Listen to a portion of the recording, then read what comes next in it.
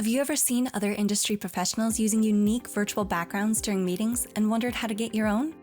In this video, we will provide a step-by-step guide on how to upload and use your own custom virtual backgrounds on Microsoft Teams. Begin by opening Microsoft Teams.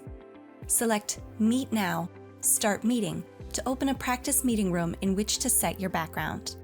Once the meeting room opens, you will see yourself with your current background. Move your cursor to the top right of the screen where you can see the camera icon and click the small arrow to the right of the camera. A drop-down menu of camera options will appear. Select the bottom option labeled More Video Effects and Settings. This will open the Effects menu on the right of the screen. Here you will see some preset virtual background options provided by Microsoft Teams, as well as a blur feature, which blurs your background. To test out any of these options, select the background you want and click Apply in the bottom right corner to use the effect.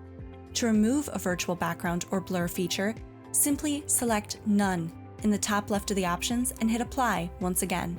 This will return the settings back to your original background. Next to the None and Blur options, there is a third option labeled Add New. Click this option in order to select the photos from your computer to upload into Microsoft Teams. Once you have selected your desired background image, click Open and the image will now appear at the bottom of the background options.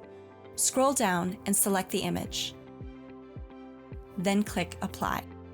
Now all you have to do is exit the Settings menu. Your custom virtual background is set and will automatically appear in all new meetings. If any words or logos appear backwards, don't worry. Your view of yourself is a mirror image, so everything will appear the right way to everyone else on calls.